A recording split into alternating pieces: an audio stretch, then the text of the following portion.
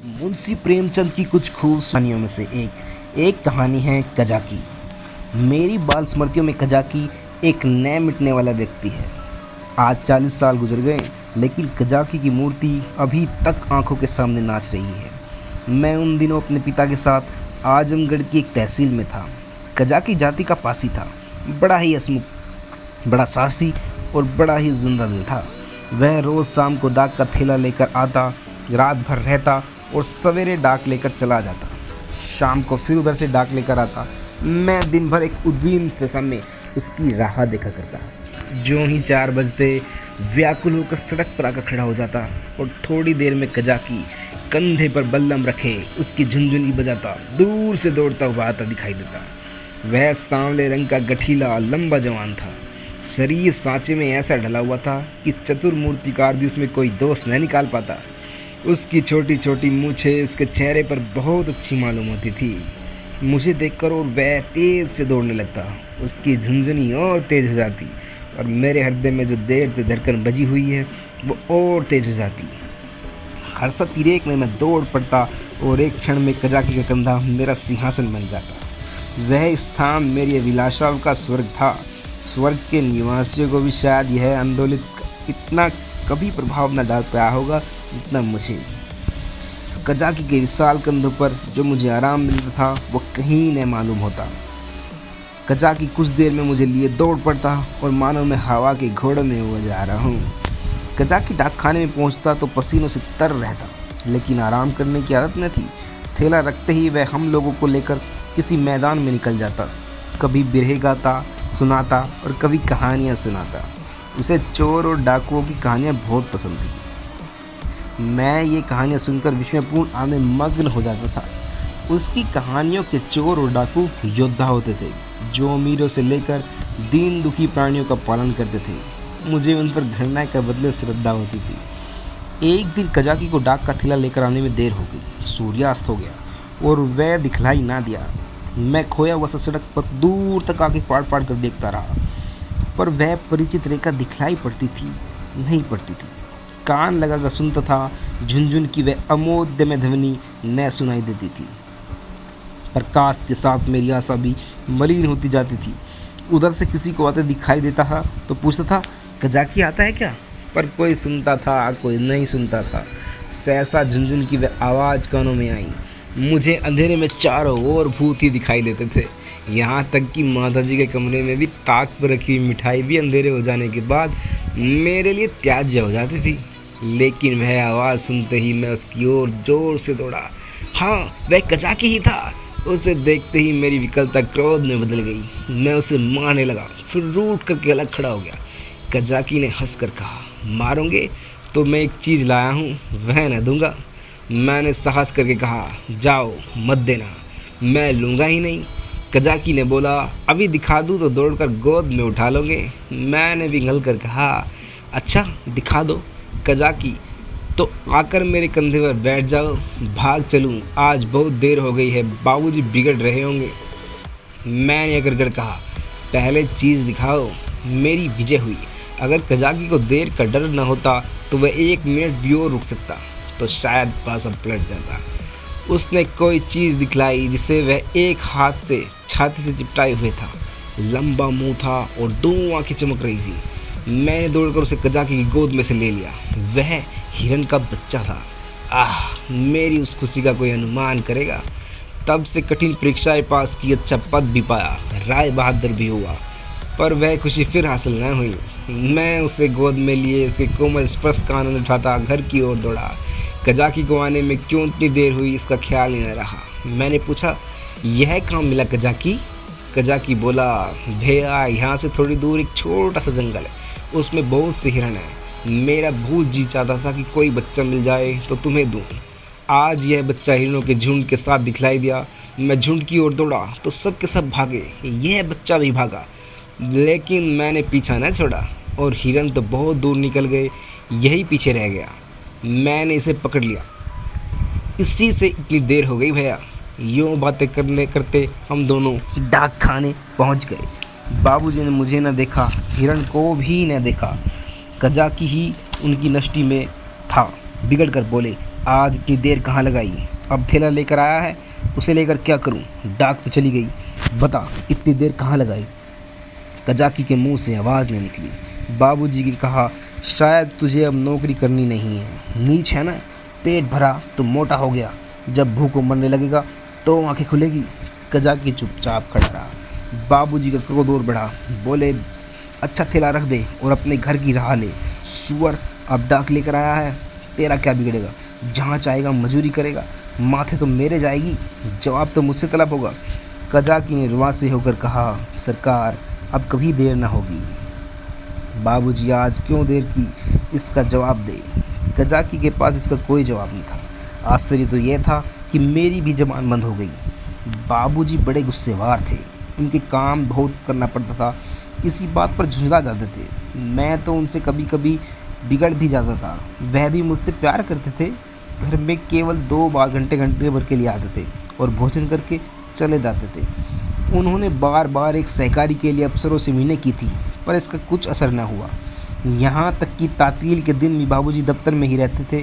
केवल माताजी उनका क्रोध शांत करना चाहती थी, पर वह दफ्तर में कैसे आती?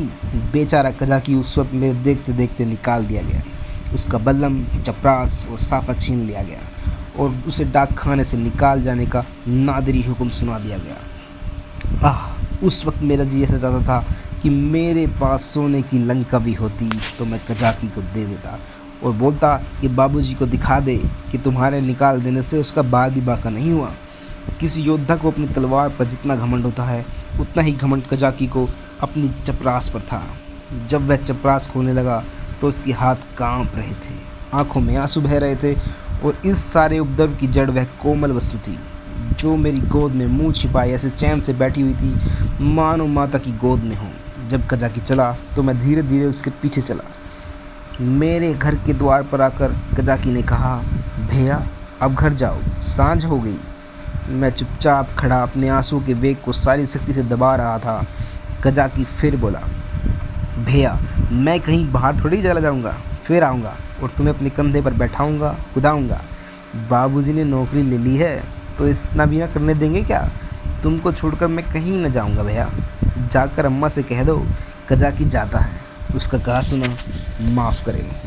मैं दौड़ा हुआ घर आया, लेकिन अम्मा जी से कुछ कहने के बदले बिलक बिलक कर रोने लगा। अम्मा जी रसोई से बाहर निकलकर पूछने लगी, क्या हुआ बेटा, किसने मारा? बाबूजी ने मारा होगा। अच्छा रहे तो जाओ, घर कर आते हैं तो पूछती हूँ मेरे लड़के को मारा करते हो। चुप रहो बेटा, अब तुम उनके पास कभी मत जाना। मैंने बड़ी मुश्किल से आवाज़ संभाल कर कहा, कजाकी। अम्मा ने समझा कजाकी ने मारा है। बोली, आने दो कजाकी को, देखो खड़े खड़े निकलवा देती हूँ। हरकारा होकर मेरे राजा बेटा को मारे, आज ही तो साफा बल्लम सब छिनवाई देती हूँ। वाह! मैंने जल्दी से कहा, नहीं कजाकी नहीं मारा, बाबूजी ने उसे निकाल दिया है। उसका साफा, उसकी बल्लम सब छीन लिए हैं, चपरास भी ले ली। अम्मा ने कहा, यह तुम्हारे बाबूजी ने बहुत बुरा किया। वह बेचारा अपने काम में इतना चौकस रहता है, फिर उसे क्यों निकाला? मैंने अम्मा से कहा, आज उसे देर हो गई थी। यह कहकर मैंने हिरण के बच्चे को गोद से उतार दिया। घर में उसके भाग जाने का भय न था। अब तक अम्मा की निगाह भी उस पर न पड़ी थी। उसे फुदकते देखकर वैसे ऐसे चौंक पड़ी और लपक कर मेरा हाथ पकड़ लिया। कहीं मैं भयंकर जीव मुझे काट न खाए। मैं कहाँ से फूट फूट कर रो रहा था और कहाँ अम्मा की घबराहट देखकर खिलखिलाकर हंस पड़ा। अम्मा, अरे यह तो हिरन का बच्चा है, कहाँ मिला? मैंने हिरन के बच्चे का सारा इतिहास और उसका भीषण परिणाम अम्मा से कह सुनाया। अम्मा, यह इतना तेज भागता था कि कोई दूसरा होता तो पकड़ ही ना सकता। सन सन हवा की तरह उठ चला जाता था। कजाकी 5-6 घंटे तक इसके पीछे दौड़ता रहा, तब कहीं जाकर बच्चा मिला। अम्मा जी बोली, कजाकी की तरह कोई दुनिया भर में नहीं दौड़ सकता, इसी से तो देर हो गई होगी। अम्मा ने कहा, बाहर तो खड़ा है, कहता था अम्मा जी से मेरा कहा सुना माफ़ करना। अब तक अम्मा जी मेरी वट्टांत को दिल लगी समझ रही थी। शायद वह समझती थी कि बाबूजी ने कजाकी को डांटा होगा, लेकिन मेरा अंतिम वाक्य सुनकर संशय हुआ कि सचमुच तो कजाकी को अब बर्खास्त नहीं कर दिया गया।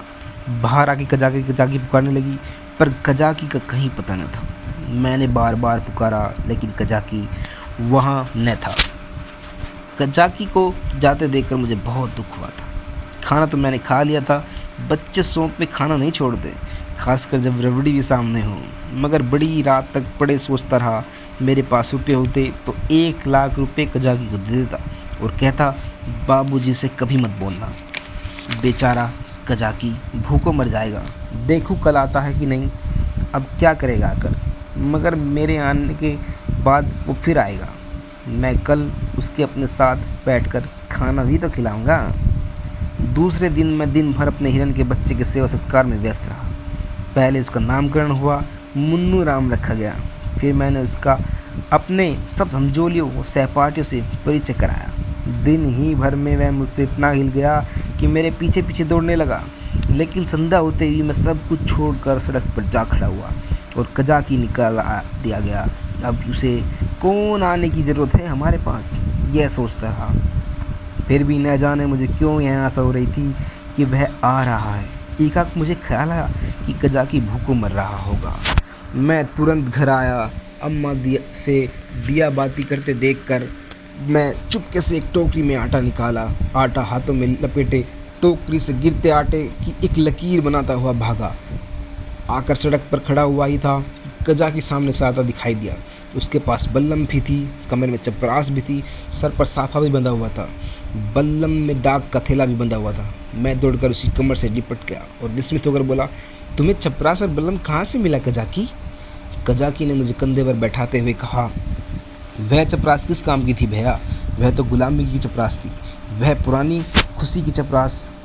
अब देखो, पहले सरकार का नौकर था, अब तुम्हारा नौकर हूँ। यह कहते कहते उसकी निगाह टोकरी पर पड़ी जो वहीं रखी थी। बोला, यह आटा कैसा है भैया? मैंने सिकुचाते हुए कहा, तुम्हारे लिए ही तो लाया हूँ, तुम भूखे होंगे, आज का खाया होगा। कजाकी की आंखों तो मैंने न देख सका क्योंकि मैं उसके कंधे पर बैठा हुआ था। हाँ, उसकी आवाज़ से मालूम हो रहा था कि उसका गला भर आया है। बोला, भैया क्या रूखी रोटी खाऊंगा? दाल नमक घी और कुछ न लाए हो? मैं अपनी भूल पर लज्जित हुआ। सच तो है, बेचारा रूखी रोटियाँ कैसे खाएगा, लेकिन नमक दाल घी कैसे लाऊं? अब तो अम्मा चौके में होगी। आटा लेकर तो किसी तरह भाग आया था, पर अब कैसे जाऊं? एक एक पैसे के लिए तो घंटों रुलाती है, इतनी सारी चीज़ें क्यों देने लगी? एक मुझे एक बात याद आई। मैंने अपनी किताबों के बस्ते में कई आने पैसे जोड़ रखे हैं। मुझे पैसे जमा करने रखने में बड़ा आनंद आता था। मालूम नहीं अब वह आदत क्यों बदल गई। अब भी वही हालात होती तो शायद इतना फाके मस्त न रहता। बाबूजी मुझे प्यार तो कभी न करते थे, पर पैसे खूब देते थे। शायद अपने काम में व्यस्त रहने के कारण मुझसे पिन चुराने के लिए इसी नुस्खे को सबसे आसान समझते थे। इनकार करने में मेरे रोने और मचलने का भय था। इस बाधा को वह दूर ही किए देते थे। अम्मा जी का स्वभाव इससे प्रतिकूल था। उन्हें मेरे रोने और मचलने से किसी काम में बाधा पड़ने का भय न था। आदमी लेटे लेटे दिन भर रोना सुन सकता है, हिसाब लगाते हुए जोर की आवाज़ से ध्यान बढ़ जाता है। अम्मा मुझे प्यार तो बहुत करती थी, पर पैसे के नाम सुनते ही दूर कर देती थी। कजाकी बोला, भैया खाने को दोगे तो मैं क्यों रोज़ ना आऊँगा? मैंने कहा, मैं रोज़ खाने को दूंगा, तुम रोज़ आओ ना कजाकी। कजाकी बोला, फिर ठीक है, तुम मुझे रोज़ खाने को देना, मैं रोज़ आऊँगा। मैं नीचे उतरा और दौड़कर सारी पूंजी उठा लाया। कजाकी को रोज़ बुलाने के लिए उस वक्त मेरे पास कोई नूर भी होता तो उसकी भेंट करने में मुझे पसोपेश न होता। कजाकी ने विस्मित होकर कहा, ये पैसे कहाँ से लाए हो भैया? मैंने गर्व से कहा, मेरे ही तो हैं। कजाकी बोला, तुम्हारी अम्मा जी तुमको मारेगी, कहेगी कजाकी ने फुसला कर मंगवा लिए होंगे।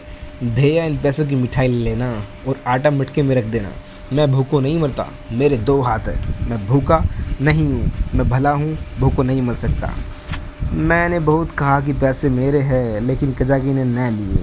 उसने बड़ी देर तक इधर उधर की सैर कराई, गीत सुनाए और मुझे घर पहुँचा कर चला गया। मेरे द्वार पर आटे की टोकरी भी रख दी। मैंने घर में कदम रखा ही था कि अम्मा जी ने डांट कर कहा, क्यों रे चोर, तू आटा कहाँ लिए गया था? अब चोरी करना सीखता है, बता किसको आटा देकर आया है? मेरी नानी मर गई। अम्मा क्रोध में सीनी हो जाती थी। सीट पिटाकर बोला, किसी को तो नहीं दिया। अम्मा तूने आटा नहीं निकाला? देख कितना सारा आटा आंगन में बिखरा पड़ा हुआ है। मैं चुप खड़ा रहा। वह कितना ही धमकाती पुचकारती, पर मेरी जबान न खुलती। आने वाली विपत्ति के भय से प्राण सूख जाते थे। सहसा कजाकी ने पुकारा, बहू जी आटा द्वार पर रखा हुआ है, भैया मुझे देने के लिए लाए थे। यह सुनते ही अम्मा द्वार की ओर चली गई। कजाकी से पर्दा नहीं करती थी। उन्होंने कजाकी से कोई बात की या नहीं की यह तो मैं नहीं जानता, लेकिन अम्मा खाली टोकरी लिए हुए ही घर में आई। अम्मा जी के पीछे पीछे मैं भी भागा और गया। अम्मा ने द्वार पर कई बार पुकारा मगर कजाकी चला गया था। मैंने बड़ी धीरता से कहा, मैं जाकर खो जाऊं अम्मा। अम्मा जी ने किवाड़ बंद करते हुए कहा, तुम अंधेरे में कहाँ जाओगे, अभी तो यहीं खड़ा था। मैंने कहा कि यहीं रहने दो, यहीं कुछ लेके जाओ। बड़ा संकोची है, आटा तो लेता ही न था। मैंने ज़बरदस्ती उसके अंगोछे में बांध दिया। मुझे तो बेचारे पर बड़ी दया आ रही थी। अम्मा जी ने कहा, तुमने मुझसे पूछ क्यों न लिया, क्या मैं कजाकी को थोड़ा सा आटा न देती। मैंने उसका उत्तर न दिया। दिल में कहा, इस वक्त मुझे कजाकी पर दया आ गई थी, जो चाहे दे डालो, लेकिन मैं मांगता तो मार नहीं दौड़ती। दूसरे दिन मैं मुन्नू को लेकर शाम तक खेलता रहा। शाम को सड़क पर जाकर खड़ा हो गया मगर अंधेरा हो गया। कजाकी का कहीं पता नहीं था। दिए जल गए, रास्ते में सन्नाटा छा गया, पर कजाकी न आया। मैं रोते हुए घर आया। अम्मा जी ने पूछा, क्यों रोते हो बेटा। मैंने कहा, कजाकी नहीं आया। अम्मा जी ने कहा, चुप हो जाओ। मैं रोते रोते सो गया। अम्मा ने कहा, आदमी गया है बेटा, कजाकी आधा ही होगा। मैं खुश होकर खेलने लगा। बालकों का हृदय कितना कोमल होता है, इसका अनुमान दूसरा नहीं लगा सकता। उनके अपने भावों को व्यक्त करने के लिए शब्द नहीं होते। उन्हें यह भी ज्ञात नहीं होता कि कौन कौन सी बात विकल कर रही है, कौन सा कांटा उनके हृदय में खटक रहा है। तीसरे पैर को मैं खोया हुआ सड़क पर खड़ा था। सहसा मैंने कजाकी को एक गली में देखा। हाँ, वह कजाकी ही था। मैं उसकी ओर चिल्लाता हुआ दौड़ा, पर उस गली में उसका पता न था। न जाने किधर गायब हो गया। मैंने गली के सिरे से उस सिरे तक तलाशा, पर कजाकी ना आया। 10-12 दिन और बीत गए। दोपहर का समय था। बाबूजी खाना खा रहे थे। मैं मुन्नू के पैरों में पीनस की पिजनियाँ बांध रहा था। एक औरत घूंघट निकाले हुए आई और आंगन में खड़ी हो गई। उसके फटे हुए कपड़े मैले थे, पर गोरी सुंदर स्त्री थी। उसने मुझसे पूछा, भैया बहूजी कहाँ हैं। मैंने उनके पास जाकर उसका मुंह देखते हुए कहा, तुम कौन हो, क्या बेचती हो। औरत बोली, कुछ नहीं बेचती भैया, तुम्हारे लिए ये कमल गट्टे लाई हूँ। तुम्हें तो कमल गट्टे बहुत अच्छे लगते हैं ना। मैंने उसके हाथ से कमल गट्टे की पोतली ली और कहा, कहाँ से लाई हो। औरत ने कहा, तुम्हारे हरकारे ने भेजा है भैया। मैंने उछल कर कहा, क्या, कजाकी ने भेजा है। औरत ने सिर हिलाकर कहा, हाँ, और कजाकी ने भेजा है ये भी बताया। अम्मा ने अंदर से आई तो उसने अम्मा के पैर छुए। बहूजी जिस दिन से आपने पास से आटा लेकर गए हैं उसी दिन से बीमार पड़े हैं, बस भैया भैया कहते रहते हैं। मैंने कहा, हाँ हाँ, मैंने उस दिन तुमसे जो कहा था अम्मा जी। अम्मा ने कहा, घर में कुछ खाने पीने को है। औरत बोली, हाँ बहूजी, तुम्हारे आशीर्वाद से खाने पीने का दुख नहीं है। आज सवेरे उठे और तालाब की ओर चले गए। बहुत कहती रही, बाहर मत जाओ, हवा चल रही है, मगर तालाब में घुसे और ये कमल गट्टे तोड़ आए। मैंने एक पोटली से कमल गट्टे निकाल लिए और मुझे से चख रहा था। अम्मा ने कहा, कह देना सब कुशल है। मैंने कहा, यह भी कह देना कि भैया ने बुलाया है, न जाओगे तो फिर तुमसे कभी न बोलेगा। बाबूजी खाना खाकर निकल आए। तौलियों से हाथ पूछते हुए बोले, और यह भी कह देना कि साहब ने तुमको बहाल कर दिया है, जल्दी आओ, नहीं तो कोई दूसरा आदमी रख लिया जाएगा। औरत ने अपना कपड़ा उठाया और चली गई। अम्मा ने बहुत पुकारा, पर वह न रुकी। अम्मा ने पूछा, सचमुच बहाल कर दिया है क्या। बाबूजी बोले, और क्या झूठे बोल रहा हूँ, मैंने तो 5वें ही दिन बहाल भेज दी थी। अम्मा ने कहा, यह तुमने बहुत अच्छा किया, उसकी बीमारी की यही दवा है। प्रातःकाल उठा तो देखता हूँ कि कजाकी लाठी टेकता हुआ चला आ रहा है। वह बहुत दुबला हो गया था, मालूम होता था बूढ़ा हो गया है। हरा भरा पेड़ सूख कर ठूंठ हो गया है। मैं उसकी ओर दौड़ा, उसकी कमर से चिपट गया। कजाकी आ गया, कजाकी आ गया। कजाकी ने मेरे गाल चूमे, मुझे उठाकर कंधे पर बिठाने की चेष्टा करने लगा, पर मैं नहीं उठ सका। तब वह जानवरों की भांति भूमर पर हाथों और घुटनों के बल खड़ा हो गया और मुझे अपनी पीठ पर सवार होने को कहने लगा। मैं उस वक्त पूरा न समाता था और शायद कजाकी मुझसे भी ज़्यादा खुश था। बाबूजी ने कहा, कजाकी तुम बहाल हो गए, अब कभी देर से ना आना। कजाकी रोता हुआ उनके पैरों में गिर गया और कहला, सरकार अब कभी देर ना होगी। ये कहानी थी कजाकी। कजाकी मुंशी प्रेमचंद की कुछ खूबसूरत कहानियों में से एक थी। ये कहानी आपको कैसे लगी हमें ज़रूर बताएं कमेंट्स में, और अगर अच्छी लगी तो चैनल को सब्सक्राइब करें, लाइक करें।